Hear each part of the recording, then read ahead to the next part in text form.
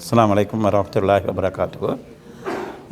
சகோதரர் அவர் ஒரு கேள்வியாக வைக்கல, அவருடைய ஆதங்கத்தை சொன்ன அதே நேரத்தில் அவரே ஒரு தீர்வையும் சொன்னார்.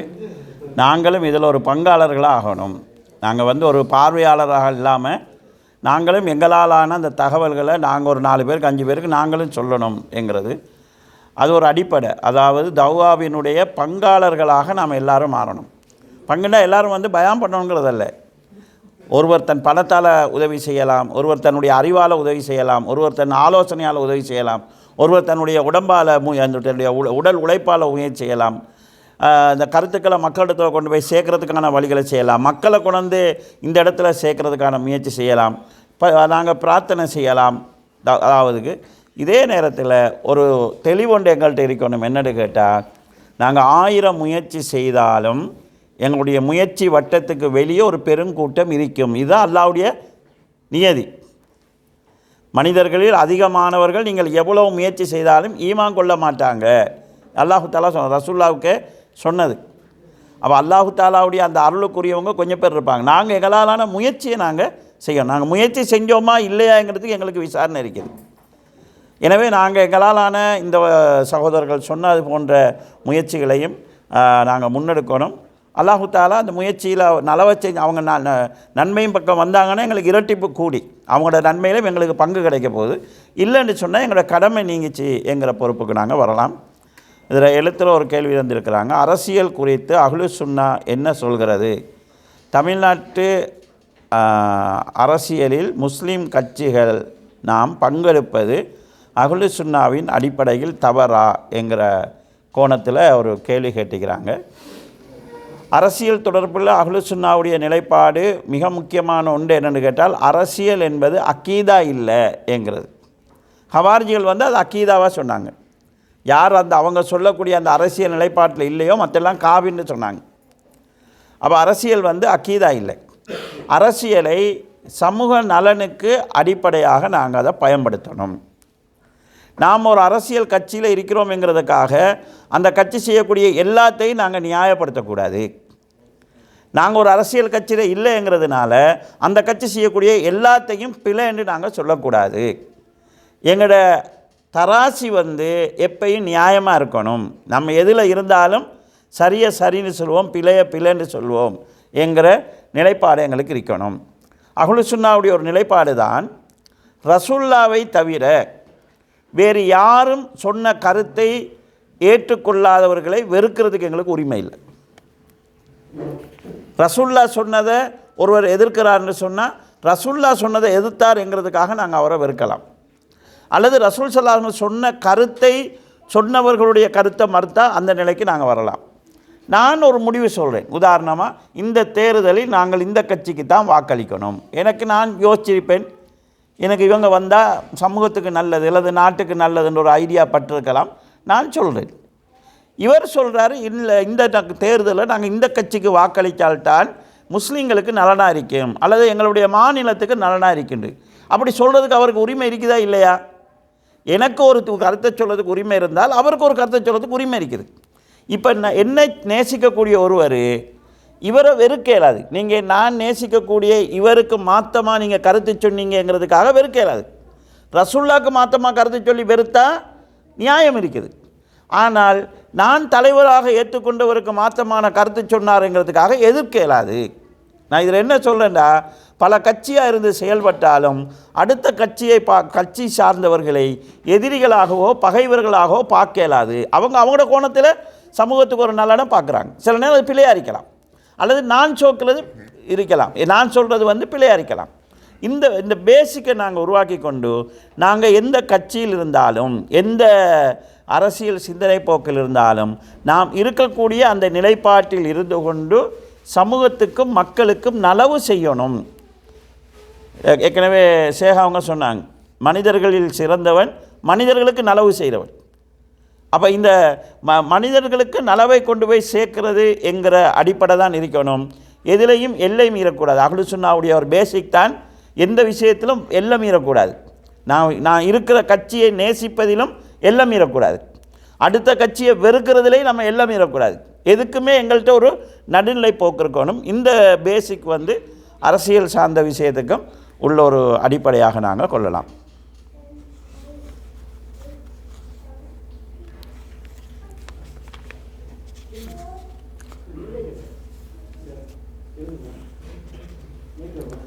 பெண்கள் தரப்பில் ஏதாவது கேள்வி இருக்குமா? வலைக்கம் சொல்லுங்கள் சார்.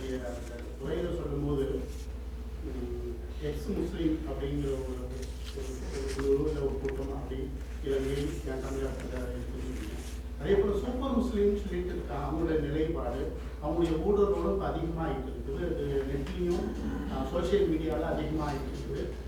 அவங்களுடைய அக்கீதா சுன்னத்து ஜமாத்துக்கு நம்ம அஹ்லுஸ் சுன்னத்துக்கு உடன்பட்டதா இல்லை எதிரானதா, அவங்களுடைய நிலைப்பாடு பற்றியுங்க. அப்புறம் ரெண்டாவது அந்த அரசியல் சம்பந்தமாக இப்போ நம்ம ஞாபகம் அப்புறம் அதாவது தமிழ்நாட்டில் சூப்பர் முஸ்லீம் என்கிற பெயரில் இயங்கக்கூடிய குழுவினர் அவங்க குர்ஆனுக்கும் ஹதீஸுக்கும்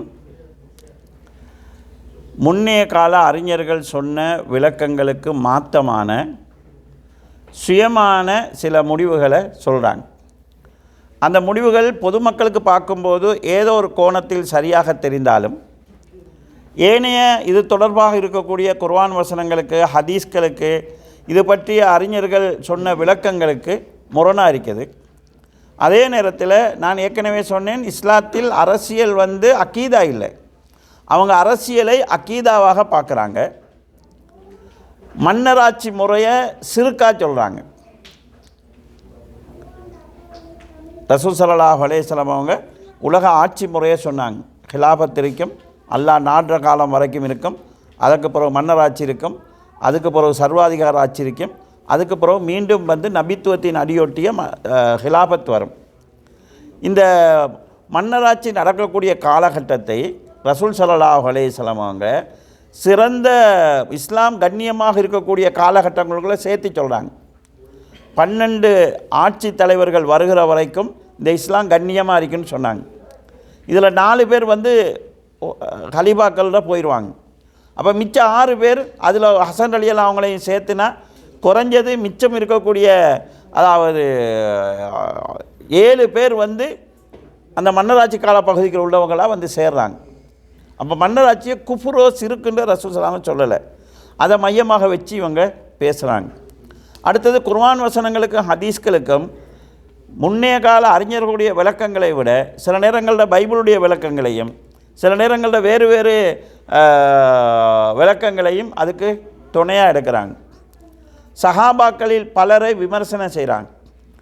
குறிப்பாக முஆவியா ரலியல்லாஹு அவர்களையும் அவருடைய தந்தை அபூ சுஃபியான் ரலியல்லாஹு அவர்களையும் நயவஞ்சகமாக போலியாக இஸ்லாத்துக்குள்ளே வந்தவங்க முனாஃபிக்குகள் என்று சொல்லி சொல்கிறாங்க. ஆனால் ரசூல் ஸல்லல்லாஹு அலைஹி வஸல்லம் அவங்க அங்கீகரித்தவங்களுக்குள்ளே அவங்க வாராங்க. முஆவியா ரலியல்லாஹுடைய வாப்பா அபூ சுஃபியானை பொறுத்தளவில் அவருடைய கண் போர்க்களத்தில் பழுதாகி இருக்குது. ஒரு கண்ணை இஸ்லாத்துக்காக கொடுத்தவராக அமைகிறார், போர்களில் பங்கு பெற்றவராக வாரார். இவர் முஆவியா ரலியல்லாஹு ரசூலுல்லாஹுடைய எழுத்தாளர்களில் ஒரு ஆளாக வராங்க. அப்போ இப்படி ரசூல் ஸல்லல்லாஹுடைய நெருக்கமாக இருந்தவங்களை பலரையும் காவிர்கள் முர்த்ததுகள் அவங்க போலியா இஸ்லாத்துக்கு வந்தாங்க என்கிற வார்த்தை பிரயோகங்களை பயன்படுத்துகிறாங்க. அந்த அதுகளை கேட்குறவங்க முஆவியா ரலியல்லாஹு அவங்கள சொல்லக்கூடாது, அவரை வேண்டாம் சாமியினுடைய தலைவர் என்று சொல்லிக் கொள்ளுங்க, அவரை சஹாபின்னு சொல்லக்கூடாது என்கிற மாதிரியான செய்திகளை கொண்டு வராங்க. கடந்த கால அறிஞர்கள் எல்லாரையும் இஸ்லாத்தை விளங்காத முட்டாள்களாக காட்டிக்கொண்டு மார்க்கத்தின் பேசிக்கே விளங்காத ஒரு ஆளை உலகமாக அறிஞராக எடுத்துக்கொண்டு போய் கொண்டிருக்கிறாங்க. இப்படி ஏராளமான அஹ்லுஸ் சுன்னாவுடைய வழிமுறைக்கு மாற்றமான சிந்தனை போக்குகளும் வழிமுறைகளும் அவங்கள்ட்ட இருக்குது. அவங்க அஹ்லுஸ் சுன்னாவுடைய வட்டத்துக்குள்ளே உள்ளவங்க அல்ல.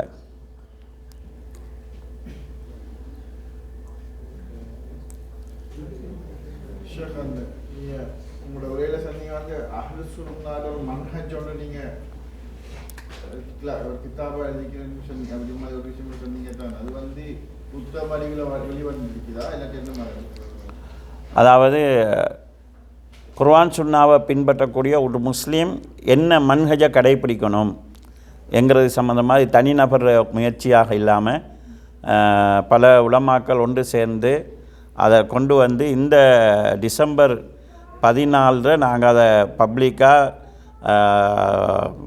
வெளியிடுறதுக்கான ஒரு முயற்சியை தொடர்ந்து செஞ்சுட்டு வந்தோம். அதுக்கான ஹோலெல்லாம் புக் பண்ணி தான் இருந்துச்சு. இந்த அனர்த்தத்தினால் அதை செய்கிறதுக்கான வாய்ப்பு இல்லாமல் போச்சுது. இன்ஷா அல்லாஹ் அதை நாங்கள் செஞ்சு தமிழில், சிங்களத்தில், இங்கிலீஷில், அரபில் 4 மொழிகளிலும் அதை கொண்டு வருவோம். அது கொண்டு வந்ததுக்கு பிறகும் அதை வந்து தொடர்ச்சியாக வகுப்புகளாக நடத்துறதுக்கான முயற்சி செய்வோம். அப்படி வருகிற போது இந்த அரபு நாட்டில் இருக்கக்கூடிய தௌவா சென்டர்கள்லையும் அதை நாங்கள் மக்களுக்கு ஒரு வழிகாட்டலாக கொண்டு போகிறதுக்கான முயற்சி செய்யலாம். இதை எழுதுறதில் நான், முபாரக் சலஃபி, டாக்டர் அஸ்கர் என்று சொல்லக்கூடிய ஒருவர், இத்ரிஸ் சஹ்வி, ஹில்மி ஹாஃபிஸ், லஃபர் அஜ்வத் மதனி ஒருவர், இப்படி ஒரு டீமாக இருந்து இந்த வேலையை செஞ்சோம். இதை மக்களுக்கு மத்தியில் கொண்டு போகிற வேலையை அதை செஞ்சு ஒரு 52 பேர் கொண்ட மௌலைமார்களுக்கு முன்னால் அதை சமர்ப்பித்து அவங்களோட அங்கீகாரம் கிடைச்சதுக்கு பிறகு பொதுவாக தவ்வா களத்தில் இருக்கக்கூடிய ஒரு 300 உலமாக்களை வச்சு அவங்களுக்கு முன்னாலேயும் அதை நடத்தி அவங்களுடைய அங்கீகாரத்தை பெற்று அவங்க சொன்ன திருத்தங்கள் அவர்களை உள்வாங்கி அதை வெளியிடுறதுக்கான முயற்சி செஞ்சிட்ருக்கிறோம். சார் இந்த அனுமதி அதை அப்ரூவல் ப்ராசஸில் வந்து இலங்கை ஜெமியாவும் கலந்து கொள்ளுமா என்னமா இல்லாட்டி அதுக்கு அப்பால் இலங்கை ஜெமியா கலந்து கொள்ளாது. நாங்கள் எங்களை வெளியீட்டு இதுக்கு அவங்களையும் அழைக்கிறதாக முடிவு செஞ்சுருந்தோம். அவங்களுடைய தலைமைகளையும் அழைக்கிறதாக, அதே மாதிரி அரசியல் தலைமைகளையும் அழைக்கிறதாக. ஏன்னா இதில் வந்து அதாவது ஜிஹாத் சம்மந்தமான உண்மையான எங்களோட நிலைப்பாடு என்ன, அல் வலா வல் பரா சம்மந்தமான ஒரு சிந்தனை போக்கொண்டு அரசிட்ட இருக்குது. அது சம்மந்தமான எங்களுடைய சிந்தனை என்ன போன்ற விஷயங்களும் பொது விஷயங்களும் இருக்கிறதுனால அவங்களையும் அலட்சி செய்கிறதுக்கான முடிவில் தான் இருக்கிறேன். சார்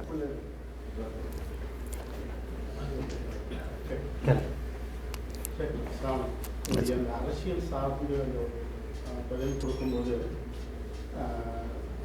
தலைவர் விசல்லாஸ் அவங்க வந்து சமூக துறைகளுக்கு வந்து தலைவராக இருக்காங்க. இப்போ ஆன்மீக தலைவர் அப்படிங்கிறது நமக்கு எந்த மாற்றுக்கிறது இல்லை. அதேமாதிரி குடும்ப தலைவராக, போர்க்களத்துக்கு தலைவராக, அரசியலுக்கும் தலைவராக இருந்திருக்கிறாங்க. அப்படிங்கிறதுக்கு அதாவது சஹீஹான ஹதீஸ் இல்லை குர்ஆனுடைய நேரடியான ஆதாரங்கள் ஏதாவது இருக்கிறாங்கன்னு அதை தொடர்ந்து ஏன்னா இப்போ நம்ம நாட்டில் வாழக்கூடிய இந்தியா, இந்த இலங்கை போன்ற நாடுகளில் வந்து அரசியலுடைய தலைவர்கள் வந்து பிற மதத்தை சேர்ந்தவர்களாக இருக்கிறாங்க. அப்போ அந்த கட்சியில் நாம் சேர்ந்து பயணிக்கிறதுக்கு இஸ்லாத்துடைய தடைகள் இல்லாமல், நீங்கள் ஏற்கனவே சொல்லிட்டீங்க இது அக்கீதா சம்மந்தப்பட்டது இல்லைன்னு, இருந்தாலும் ஒரு சில உலமாக்கள் இதை வந்து விமர்சனம் செய்கிறாங்க. ஒரு முஸ்லீம்கள் வந்து பிற மாற்று மத அதாவது தலைவர்களாக இருக்கக்கூடிய கட்சியில் பயணிக்கிறத வந்து அவங்க அங்கீகரிக்க மாட்டேங்கிறாங்க. நம்முடைய சலஃபியுடைய உலமாக்களே இதை வந்து எதிர்க்கிறாங்க, அதை வந்து அங்கீகரிக்க மாட்டேங்கிறாங்க. இதுக்கு சரியான ஆதாரமான ஒரு செய்தியை சொன்னீங்கன்னா இன்ஷா அல்லாஹ் நம்ம அதை வந்து பயணிக்கலாமா அல்லது பயணிக்காமல் இருக்க முடியுமா அப்படிங்கிறத நம்ம முடிவு செஞ்சுக்கலாம். அதாவது ஒரு முஸ்லீம் மாற்று மதத்தவர்களால் நடத்தப்படக்கூடிய அரசியல் கட்சிகளுடைய பங்காளியாக அதில் கட்சியினுடைய உறுப்பினராக சேர்ந்து பயணிக்கலாமா என்கிறது சகோதரருடைய கேள்வி. ரசூல் ஸல்லல்லாஹு அலைஹி வஸல்லம் அவங்க அரசியல் தலைவராக இருந்தாங்க. அவங்க சட்டங்களை நிறைவேற்றினாங்க, மரண தண்டனை வரைக்கும் அவங்க கொடுக்குறவங்களாக இருந்தாங்க. ஒரு நாட்டை நிர்வாகம் செஞ்சாங்க. அது எங்களுக்கு அவங்களோட வாழ்க்கையில், மதீனா வாழ்க்கையில் ஆரம்பத்திலேருந்து கடைசி வரைக்கும் அது இருக்குது. இப்போ நாங்கள் வந்து சிறுபான்மையாக ஒரு நாட்டில் வாழ்கிறோம். சிறுபான்மை நாட்டில் வாழக்கூடிய ஒரு முஸ்லீம் எப்படியும் ஒரு பெரும்பான்மை கட்சியை அங்கீகரிக்க வேண்டிய நிலை இருக்குது. பெரும்பான்மை கட்சி ஒன்று அங்கீகரிக்காமல் ஒரு சிறுபான்மை நாட்டில் எங்களால் இருக்கலாது. ஆனால் அந்த அங்கீகாரத்தினுடைய வரையறை என்ன, அதை நாங்கள் தெளிவாக இருக்கணும். நான் சார்ந்திருக்கக்கூடிய கட்சி தலைவர் மார்க்கத்துக்கு முரணான ஒரு விஷயத்தை சொல்கிறாரு. நான் இருக்கிற கட்சிங்கிறதுக்காக அதை நான் நியாயப்படுத்தக்கூடாது. நான் நியாயப்படுத்தினேன்னு சொன்னால் அது வந்து அக்கீதாவில் வந்து சேரும். எப்படி? நபி ஸல்லல்லாஹு அலைஹி வஸல்லம் அவங்க ஒரு குர்ஆன் வசனத்தை ஓதுறாங்க, இத்தஹது அஹ்பாரஹும் வ ருஹ்பானஹும் அர்பாபம் மின் தூனில்லா. யூதர்களும் கிறிஸ்தவர்களும் தங்களுடைய மதகுருக்களையும் தங்களுடைய சன்னியாசிகளையும் ரப்புகளாக எடுத்துக்கொண்டாங்க என்கிற குர்ஆன் வசனத்தை ஓதுறாங்க. அதீபுன் ஹாத்தம் என்று சொல்லக்கூடிய ஒரு கிறிஸ்தவ மன்னர் இஸ்லாத்துக்கு வந்தவர் வந்து சொல்கிறார், நாங்கள் வந்து எங்களுடைய சன்னியாசிகளை மதகுருக்களை வணங்கலையேன்னு சொல்கிறாங்க. அப்போ ரசூலுல்லாஹ் கேட்குறாங்க, அல்லாஹ் ஹராம் என்று சொன்னதை உங்களுடைய மதகுருக்கள் ஹலால் என்று சொன்னார்கள், நீங்களும் அதை ஹலாலாக எடுத்துக்கொண்டீங்களா இல்லையா? அல்லாஹ் தடுத்ததை உங்கள் மதகுருக்கள் ஆகுமானது என்று சொன்னார்கள், நீங்களும் அதை ஆகுமானதாக எடுத்துக்கொண்டீங்களா இல்லையா? தில்க இபாதத்துக்கும், அதுதான் நீங்கள் அவர்களுக்கு செய்த வணக்கம் என்று ரசூலுல்லாஹ் சொல்கிறாங்க. உதாரணமாக நாங்கள் இலங்கை இந்தியா 2 நாட்டிலையுமே மதுபானம் விற்கிறதுக்கு லைசன்ஸ் கொடுக்கப்பட்டிருக்குது. மதுபான கடை அவங்க வந்து போதைன்னு கூடாதுன்னு அவங்க சொல்கிறது லைசன்ஸ் இல்லாத சாராயத்தை தான். பார்லிமெண்ட்டில் அதாவது இது அங்கீகரிக்கப்பட்டதாக தான் இருக்குது. இப்போ சாராய கடை வைக்கலாமா இல்லையான்னு உங்கள்கிட்ட கேட்குறா, நீங்கள் ஒரு கட்சியில் ஆளாக இருக்கிறீங்க. ஏண்ட நிலைப்பாடு சாராய கடை கூடாது. நான் வந்து இப்போ என்ன செய்கிறேன்னா, எங்களை கட்சி வந்து சாராயத்தை அங்கீகரிச்சிக்குது, அதனால் இந்த மாதிரி நாட்டில் வந்து அதை இல்லாமல் ஆக்குறது வந்து சாத்தியம் இல்லை, அது பொருளாதாரத்துக்கு பாதிப்பாக அமையும், அது நாட்டில் பார்த்து பின்னடைவு உண்டாக்கும்னு சொல்லி கட்சியின் தீர்மானத்தை நான் நியாயப்படுத்தி பேசினால் எனக்கு இஸ்லாத்தை விட கட்சி பெருசாக போச்சு. அல்லாஹ்வுடைய முடிவை விட கட்சி தலைவருடைய முடிவை நான் பாதுகாக்கணும்னு நினைக்கிறேன். கேட்டால் நான் சொல்கிறேன், நான் கட்சி கூட்டு முடிவு இருக்குது, என்னுடைய சுய முடிவை நான் சொல்ல முடியாதுன்றெல்லாம் சொல்கிறேன் என்று சொல்லி சொன்னால் நான் அப்போ கட்சி தலைவரை ரப்பாக எடுத்துக்கொண்டேன்னு வரும். இப்போ சில அறிஞர்கள் வந்து அரசியல் கட்சியில் சேராதீங்கன்னு சொல்கிறாங்க. எதுக்குன்னு சொன்னால் இந்த நிலைக்கு போயிடக்கூடாதுங்கிறதுக்காக சொல்கிறாங்க. இந்த நிலை இல்லாமல் நான் மார்க்கத்தில் இருக்கல, ஆனால் இந்த என்னுடைய சமுதாயத்துக்கு வரக்கூடிய பிரச்சனைகளுக்கு முகம் கொடுக்கறதாக இருந்தால், என் சமுதாயம் சார்ந்த விஷயங்களுக்கு நாம் பேசுகிறதாக இருந்தால், குரல் கொடுக்கறதாக இருந்தால் இருந்து தான் செய்ய முடியும் என்கிறதுக்காக ஒருவர் இருக்கிறார்னு சொல்லி சொன்னால் அதில் சரியாக இருக்கிறார்னா பிழை இல்லை. யூசுப் அலைஹிஸ்ஸலாம் அவர்கள் காபிரான ஒரு அரசுக்கு கீழே அமைச்சராக இருந்திருக்கிறாங்க. எகிப்து நாட்டின் காபிரான ஒரு அரசுக்கு கீழே அமைச்சராக இருந்திருக்கிறாங்க. அப்போ நாங்கள் அந்த மார்க்கத்தினுடைய வரையறை மீறாத முறையில் இருக்குன்னு சொல்லி சொன்னால் ஆகுமானது. மார்க்கத்தின் வரையறையை மீறிடுவாங்க, இவங்க போயிடுவாங்க, அதை பாதுகாக்கணும்ங்கிறதுக்காக அந்த அறிஞர்கள் சொல்கிறாங்கன்னு சொல்லி சொன்னால் அந்த அந்த அறிஞருடைய நோக்கம் நல்லது. அந்த முடிவை வந்து அவங்க தீர்க்கமான ஒரு ஹராமாக சொல்கிற அந்த முறையில் சில பிழை இருக்குது. அதில்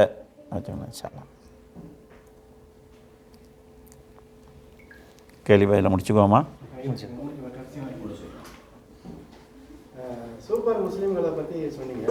அதே மாதிரி சூப்பர் சலஃபின்னு சொல்லிட்டு ஒரு டீம் இருக்கிறதாகவும், அந்த டீமில் நிறையா வந்து குழப்பங்கள் இருக்கிறதாகவும் சில செய்தி நான் கேள்விப்படுறேன். எனக்கு அதை பற்றி பெரிய நாலேஜ் இல்லை, ஆனால் அதை பற்றியும் விளக்கம் கொடுத்தீங்கன்னா.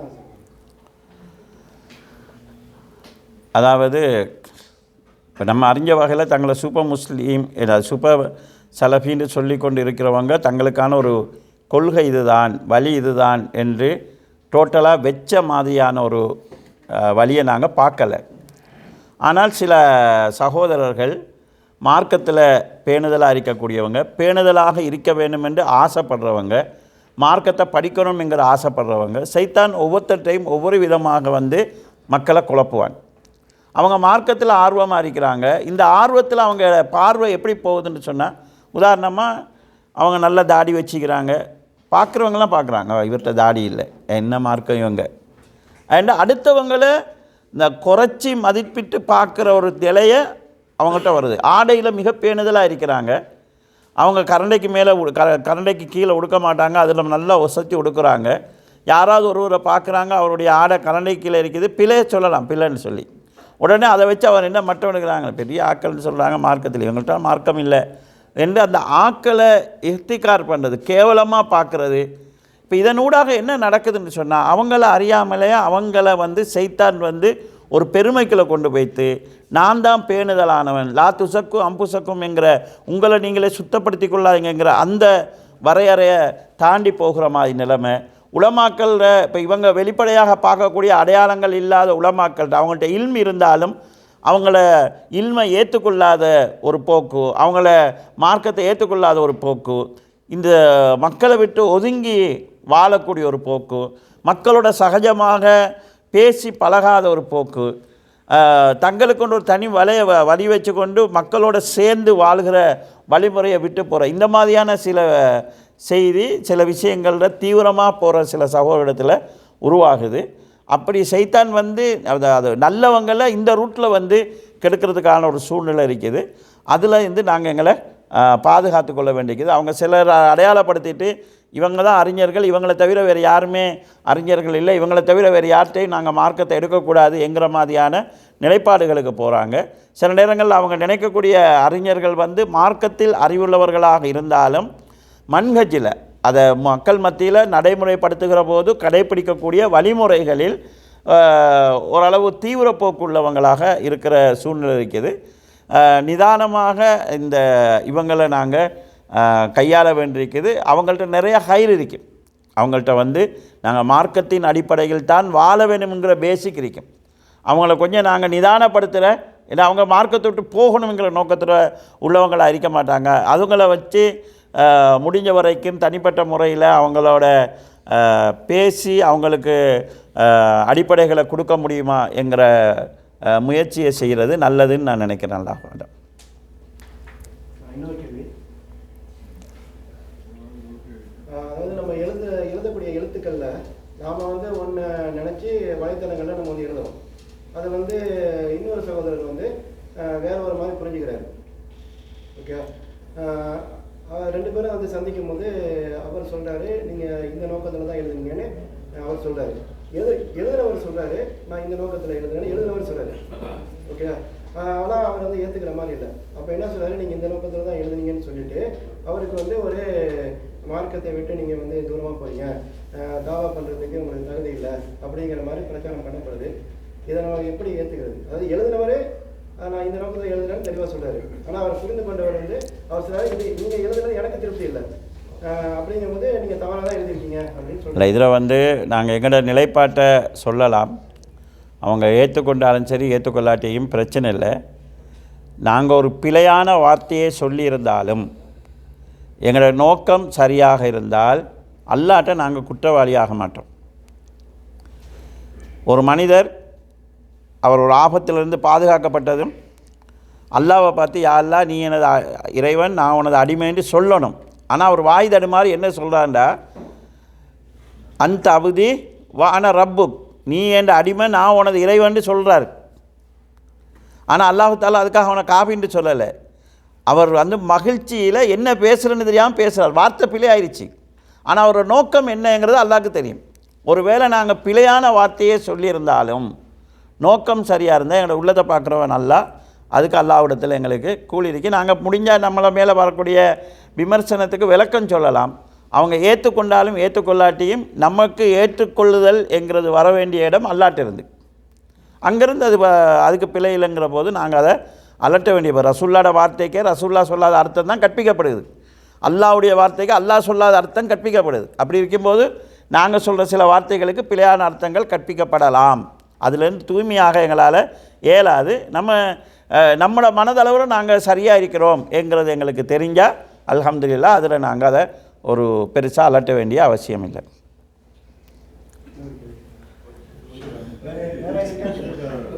டைம் இருக்கா? இப்படி என்ன டைம் ஃபிக்ஸ் பண்ணிட்டு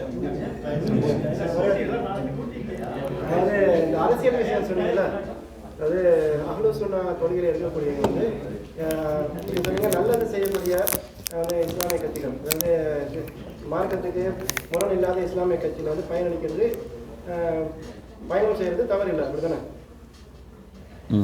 அதாவது அஹ்லுஸ் சுன்னா கொள்கையில் இருக்கிறோம், ஆனால் அது அரசியலே இல்லை அப்படிங்கிறத ஊரில் இருக்கக்கூடிய கட்சிகளில் நம்ம பயணம், அதாவது இஸ்லாமிய கட்சியில் சமுதாயத்துக்காண்டி பாடப்படக்கூடிய கட்சிகளில் பயணம் செய்கிறது அஹ்லுஸ் சுன்னாவுக்கு முரணானதா?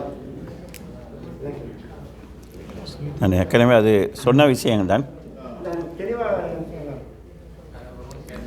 நம் மாற்று கட்சியில் இருந்து வேலை செய்கிறதா இருந்தாலே நாங்கள் ஒரு நிலைப்பாட்டை சரியாக வச்சுக்கொண்டா ஆகுமானது என்கிற விஷயத்தை நான் சொன்னேன். நாங்கள் அந்த வரையறையை மீறாமல் இருந்துட்டால் சரி. கட்சியை வந்து மார்க்கமாக ஆக்காமல் நம்ம வச்சு கொண்டோம்னு சொன்னால் இன்ஷா அல்லாஹ் ஆகுமானது.